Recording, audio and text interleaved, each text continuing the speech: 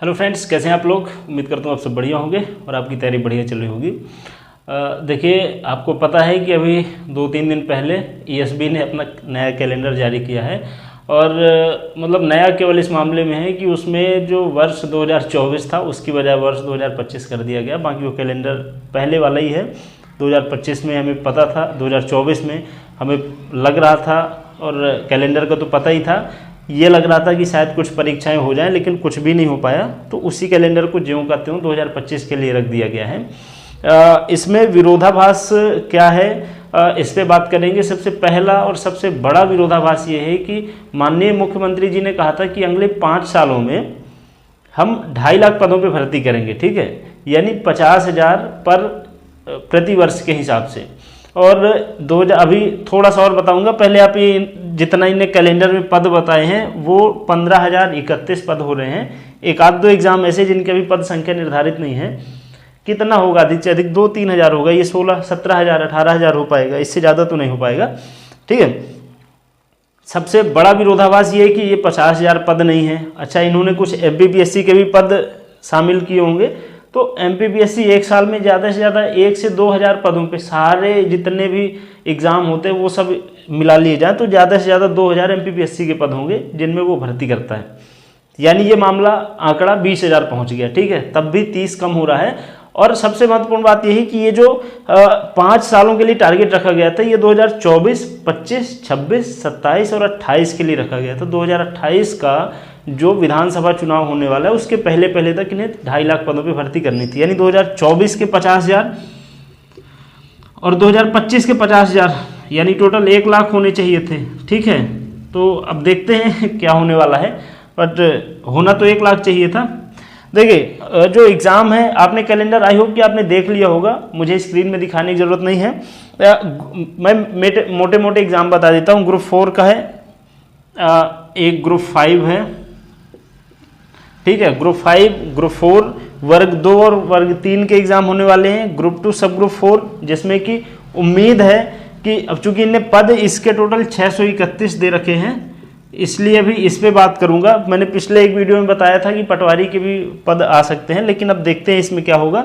Group 2 सब group 3, यानी जिसमें केमिस्ट और इन सब की पदों की भर्ती होती है। एएसआई, हेड कांस्टेबल, ये फॉरेस्ट और जेल का वापस से एग्जाम होना है। सब इंजीनियर, यानी ग्रुप 3 है शायद, सब इंजीनियर, और इसके अलावा टीओ के होने हैं और वर्ग 1 का एलिजिबिलिटी टेस्ट होना है। ये पूरा 2025 का इनका कैलेंडर है। ये वो हैं जो सिलेक्शन वाले एग्जाम हैं। एंट्रेंस वालों की अपन की बात करने की जरूरत नहीं, वो तो हर साल आते ही हैं, वो उनका तो कुछ ऐसा डिस्कशन का मामला है नहीं, ठीक है। अब हमारे सामने सवाल खड़े होते हैं कि एमपी पुलिस कांस्टेबल और एसआई की भर्ती का क्या। इसके अलावा ग्रुप 2 सब ग्रुप 4 जिसका कि दायरा बड़ा है, जिसमें आपको पता है एडीओ, पटवारी, ऐसे लेबर इंस्पेक्टर, ऐसे बड़े बड़े पद शामिल हैं।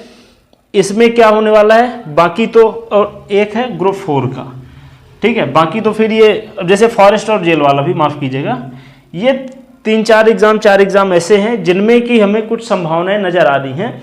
पर सबसे पहले बात करें अगर पुलिस और एसआई की, तो इनका कैलेंडर में कोई जिक्र नहीं है, ठीक है। इसकी 2 वजहें हो सकती हैं। पहला तो ये कि जो पीएचक्यू बोर्ड बनने वाला था, हो सकता है उससे भर्ती कराए, पर इसके विपक्ष का तर्क ये है कि अगर पीएचक्यू बोर्ड कराएगा तो फिर एएसआई और हेड कांस्टेबल, ये भी पुलिस विभाग के ही हैं, इनको व्यापम को क्यों दिया गया, यानी पीएचक्यू वाला लॉजिक ज़्यादा फिट नहीं बैठ रहा है। दूसरा फिर ये है कि पुलिस और सब इंस्पेक्टर, यानी आरक्षक, कांस्टेबल और सब इंस्पेक्टर, दोनों के जो पदों की भर्तियां हुई हैं अभी तक में, ज़्यादातर मामलों में, मतलब 90% केसेस में ये था कि इन्होंने बिना कैलेंडर में अपडेट किए ही भर्तियां निकाली हैं, ठीक है। इसके लिए स्कोप क्या छोड़ के रखा इन्होंने, जैसे आप कैलेंडर को देखेंगे, दोनों सिलेक्शन और एंट्रेंस दोनों एग्जाम का आप देखेंगे तो आपको मई और जून में, मतलब जून, जुलाई और उधर आपको अक्टूबर और नवंबर में स्कोप देखने को मिलेगा। ये 2 महीने ऐसे हैं जो कि 4 महीने जो कि खाली हैं। अगर ईएसबी अपने मतलब स्पीड में अपने सारे एग्जाम कराए तो उसके पास लगभग 3 से 4 महीने ऐसे हैं जो खाली बच सकते हैं, जिसमें कि पुलिस, कांस्टेबल और सब इंस्पेक्टर को डाला जा सकता है, ठीक है। तो इस उम्मीद के साथ हम आगे बढ़ सकते हैं, पर मैं आपको राय दूंगा कि आप ये उम्मीद बिल्कुल भी लेके मत बैठें कि आप एसआई आने वाली है। ठीक है।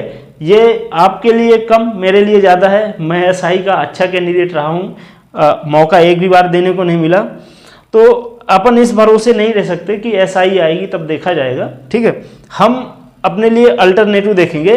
तो अल्टरनेटिव ऐसा है कि फॉरेस्ट और जेल का एग्जाम होने वाला है। देखो, जैसे जिसने एसआई की तैयारी कर रखी है उसका अभी तक में किसी न किसी में सिलेक्शन हो गया होगा, या तो ग्रुप 4 या तो पटवारी में या तो फॉरेस्ट जेल, किसी कहीं ना कहीं सिलेक्शन हो गया होगा। तो उनके लिए ग्रुप 4 भी खत्म है, फॉरेस्ट जेल भी खत्म है। उनके लिए ले दे की मामला बचता है ग्रुप 2 सब ग्रुप 4 में, जिसमें कि पटवारी, आपने देखा होगा एक दैनिक भास्कर में पूरा भर्तियों का ब्यौरा वायरल हुआ था, कौन से विभाग में कितने पद हैं। उसमें राजस्व विभाग के भी पद थे, यानी पटवारी, ठीक है, एक मिनट, पटवारी, पंचायती राज के भी पद थे यानी एडीओ, श्रम विभाग के भी पद थे, ठीक है, यानी लेबर इंस्पेक्टर, ठीक है, लेबर इंस्पेक्टर है, लेबर सब इंस्पेक्टर, जो भी आप कहना चाहें, मतलब अलग अलग पद हैं। पहले लेबर इंस्पेक्टर होता था, अब पिछली बार से लेबर सब इंस्पेक्टर पे भर्ती कराना शुरू कर दिए। लेकिन इसमें समस्या ये है कि पद कुल 631 हैं। 631 पदों में ये दोनों तो नहीं आएंगे, ये मेरी गारंटी है। लेबर सब इंस्पेक्टर के 10, 12, 15 पद रखे जा सकते हैं, क्योंकि पद अगर इतने ही रहेंगे 631, तो इसमें बहुत सारे विभागों की भर्तियां होती हैं, जैसे नगरीय प्रशासन में आरआई, एआरओ, इनकी भर्ती होती है, ठीक है, और भी बहुत सारे, मतलब डेयरी में होते बहुत सारे पद होते हैं। तो ये 631 में पटवारी और एडीओ तो नहीं आने वाला अगर इतने पद रहेंगे। मतलब हमारे लिए जो एसआई के कैंडिडेट हैं उनके लिए इस पूरे कैलेंडर में कुछ भी नहीं है जो कि उनके लिए एक सब्स्टिट्यूट हो, ठीक है। फिर बात करें पुलिस वालों की, तो कांस्टेबल की भर्ती आएगी, ये आप मान के चलिए, ठीक है। एसआई की कोई गारंटी नहीं है, क्योंकि अभी विभाग में कोई सुगबुगाहट भी नहीं चल रही है। इसके अलावा ग्रुप 4 ये अच्छा ऑप्शन हो सकता है। ग्रुप 4 आपको पता है कि इसमें जैसे कि एआरआई होता है, AG3 सबसे बड़ा ग्रुप है, इसमें जो पद हैं जो सबसे ज़्यादा रहते हैं AG3 और स्टेनोग्राफर के, ठीक है। इसके अलावा मैंने ग्रुप 2 सब ग्रुप 4 का बताया। फॉरेस्ट और जेल का ये तो आप मान के चलो कि ये हर 1-2 साल में इनकी भर्तियां होती रहती हैं, क्योंकि क्या है, लोग जॉब छोड़ते हैं, इनमें पब्लिक एक्सपोजर नहीं है, जिस वजह से लोग इतना इस जॉब के साथ संतुष्ट नहीं रह पाते, इसलिए जॉब छोड़ते हैं। और मतलब विभाग में पदों की जो कमी है वो लगातार बनी रहती है, खाली है जो पद, तो इसलिए इनके रेगुलर होते हैं।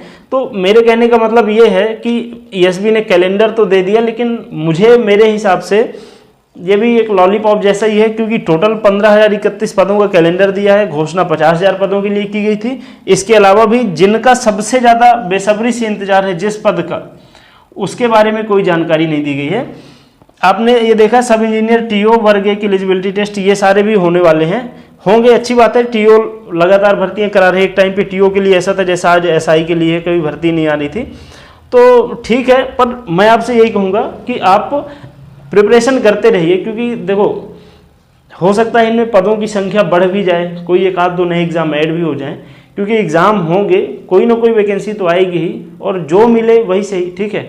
अभी इतनी बेरोजगारी है तो इस पर ऐसा नहीं कि नहीं मुझे यही नौकरी करनी है, दूसरी कोई करनी नहीं है, जो आपको मिल रहा है पहले उस पर होल्ड बनाइए, ठीक है। तो ठीक है, मुझे लगता है कि 2025 अपने लिए उम्मीद भरा हो सकता है, आशाओं से भरा वर्ष हो सकता है, और मेरी यही मनोकामना है आपके लिए।